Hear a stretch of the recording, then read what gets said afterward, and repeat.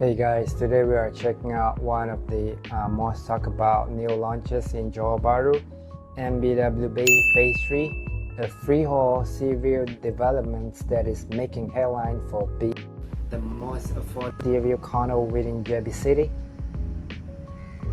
If you have been thinking about owning a home with a view of the Straits of Johor overlooking Sungai Buloh Wetland Reserve, or not building after building but surrounded by greenery and fresh air, this one deserves your attention. So let us break it down through my 5 filters approach to see whether it is a go or no go.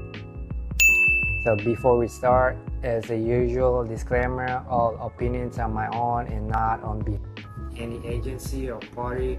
While I aim to give an impartial view on the agents marketing this project, this is not a financial or legal advice. It is just an additional perspective to help you do proper due diligence before deciding whether this project suits you. So first up is the locations and amenities.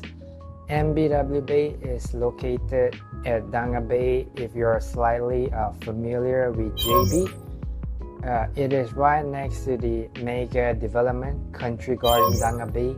So now let us be practical. A significant portion of people who choose to live in JB City are either working in Singapore and commuting daily, or working and staying in Singapore on weekdays but returning to JB on weekend.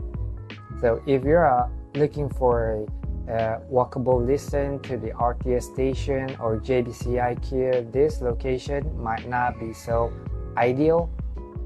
But if you're someone who drives, ride, or doesn't mind taking Grab or bus, this place is perfect. So you are not paying the RTS premium, yet you get unblocked view of the Sungai Buloh Wetland Reserve, which is a protected area, meaning no future high-rise or factory can be built over there. That is a huge plus point.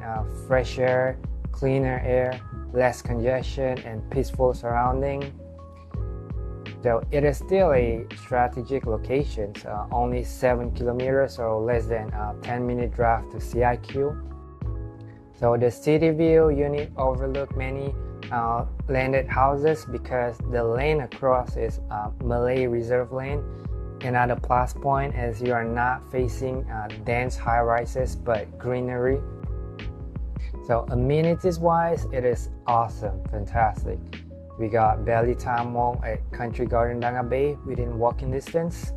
RNF Mall, we have JB City Square, Comtar, JBCC, Paradigm Mall, and many more within a short driving distance. For cross-border travelers, you are centrally located within JBCIQ and Tuas checkpoint, so giving you flexibility if either route is congested. So for leisure, we got easy access to Johor Golf and Country Club, Tan Hill New Heritage Street. We got Johor Zoo, Botanical Garden, and many more. So it is a prime JB City locations with a sea view and excellent connectivity via Persiaran Abu Bakar Sultan or Inner Ring Road.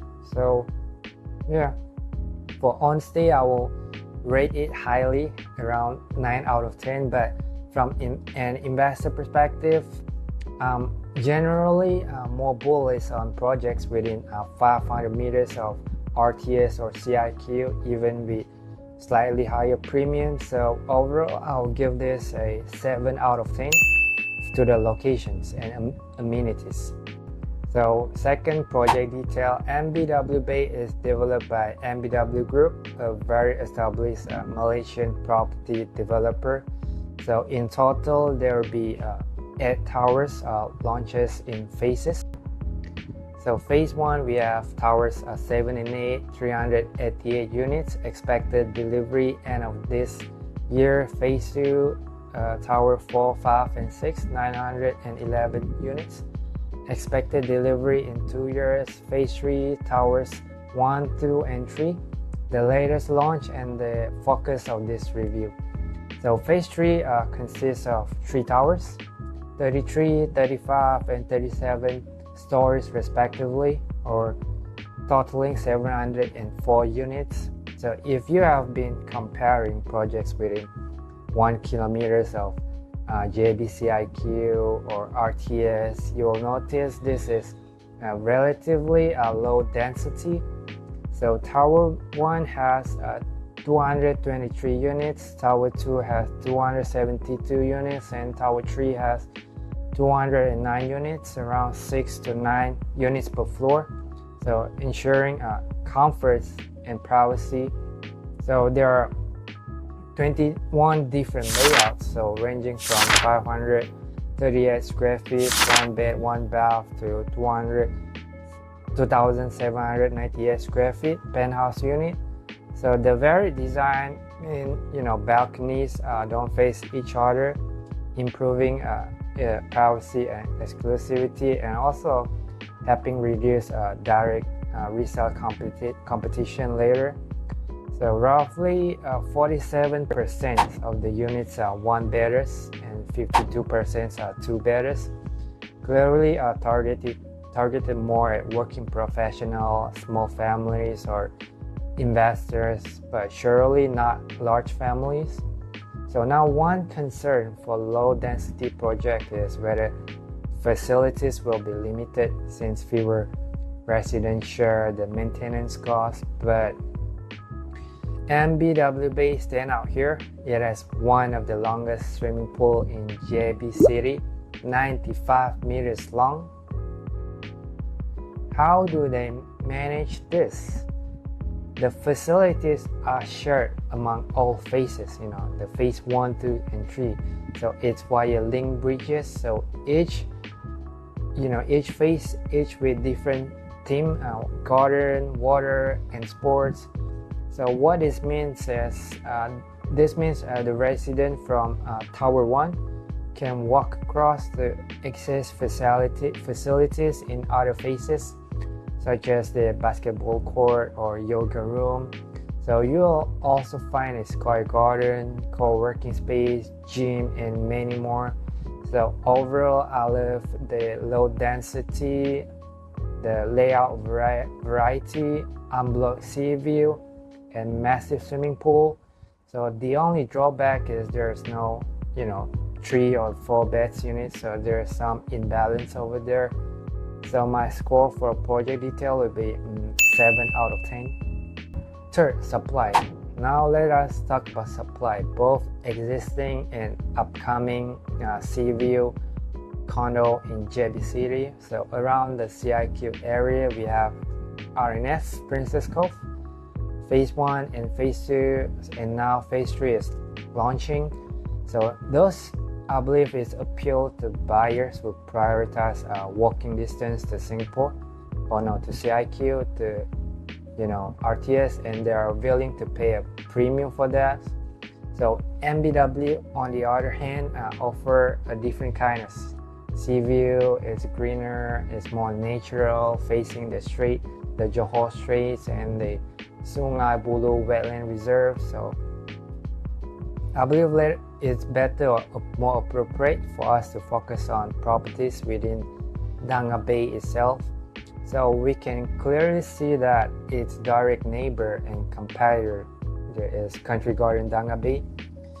After that, there is a mega development by Tropicana known as Sky Park Kepler. Now, I won't go too deep into Sky Park Kepler because it targets a different market segments. It is a premium luxury branded residence, but it is definitely, from my perspective, a plus point to have Sky Park Kepler as part of the Danga Bay ecosystem, as it adds certain prestige and vibrancy to the overall Danga Bay address. So other than Sky Park Kepler, there are currently no upcoming new launches directly competing with MBW Bay. So if we look around, there are a few empty plots that could potentially be developed in the future, so it is worth taking note of that. So the beauty of MBW is that it is located right next to Country Garden Danga Bay itself, where you can have a walkable distance walk to Belly Time shopping mall to satisfy your groceries need or whatnot. So from the project itself. So for context, Country Garden Danga Bay was completed in 2017 with a total of 8,500 units across 41 blocks. A really massive development made out of 6 precincts. It features Belly Time shopping mall, a private beach, and is often dubbed as offering the best sunset experience in Johor Bahru, with a wide range of amenities for its residents. So why choose MBW Bay over Country Garden Danga Bay? Simply because MBW Bay offers brand new units, just like how most people prefer a new Mercedes-Benz instead of a used one, right? So of course, it ultimately depends on personal preference.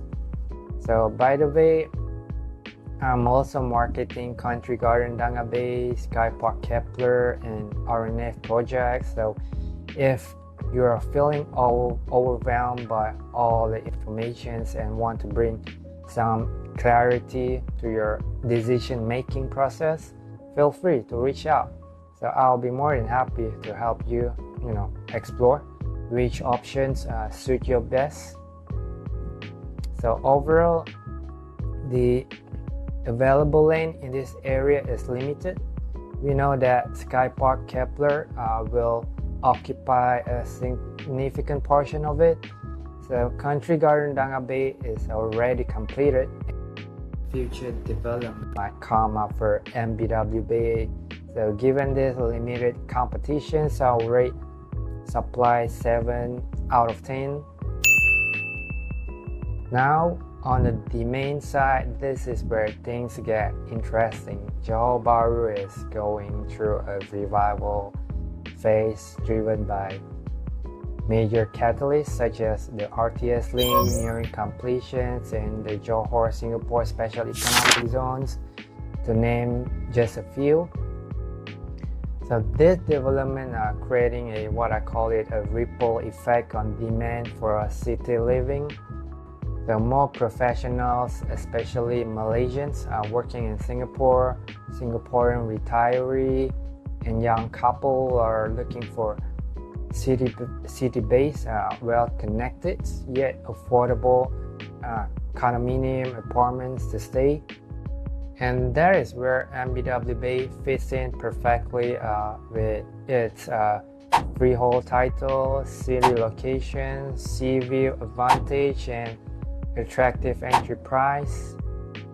So you can also check out the link below where I share my thought on the key demand driver for the Johor property market, as well as my project review of CDC Sky One and other upcoming new launch project within walking distance to the RTS Bukit Chogar stations. So from an investment and capital appreciation perspective, I'm personally more bullish on projects within 500 meters of CIQ or RTS, given their stronger long-term liquidity and rental appeal. However, there'll definitely continue to be a healthy demand for Seaview Condo located within a short driving distance from CIQ. So from an investment perspective, I'll rate demand as 6 out of 10. And finally, pricing: cheapest Seaview condo in JB City. So estimated price start from around 500,000 or around 900 ringgit Malaysia per square foot before any developer package. It is a foreigner eligible, which make it very attractive entry price, especially from a Singaporean earner's perspective. You are talking about less than 200,000 Sing dollars to own a Seaview condo. That is quite a very compelling proposition. So for comparison, Sky Park Kepler indicative gross selling price is around 1,300 per square foot, or roughly a 40% premium over MBW Bay. But as I mentioned earlier, Sky Park Kepler is targeting a different, more premium market segment. Now let us check the transacted prices of its neighbor, Country Garden Danga Bay. So Country Garden Danga Bay has several precincts, but I'll use Kings Bay as a proxy. So based on the data, the median transacted price for Kings Bay is around 700 per square foot, but I'll use 790 or 800 per square foot as a more realistic benchmark, since not all Kings Bay units are Seaview, and Seaview unit usually command a premium closer to the 75% percentile pricing, I believe. So when we compare, MBW Bay is only about a 10% or 15% premium to Country Garden Danga Bay, despite being a brand new development. That make it a very attractive propositions for buyers who prefer new units over resale ones.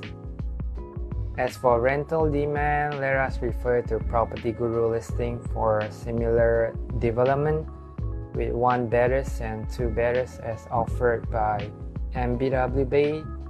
So Lovell, Bay Laurel, and Kings Bay. So for Lovell, there are fewer than 50 listings. So Bay Laurel also fewer than 50. Kings Bay slightly more, but still under 100 listing. And not all are Seaview's unit. So that tells me the rental market is healthy even before the rtslink is operational. So once the RTS is completed, we can expect higher cross-border traffic and potentially a stronger rental and resales demand for Seaview condos like MBW Bay. So overall, yes, MBW Bay is surely one of the most affordable Seaview new launches in Johor Bahru. So there is always the classic debate. Resale properties are cheaper than new launches. So there is no right or wrong. It depends on personal preference.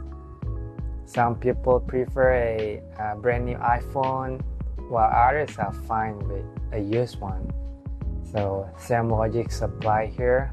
Plus, new launches often come with attractive developer packages or incentives. So yeah, reach out to me if you would like to find out more about the latest offers.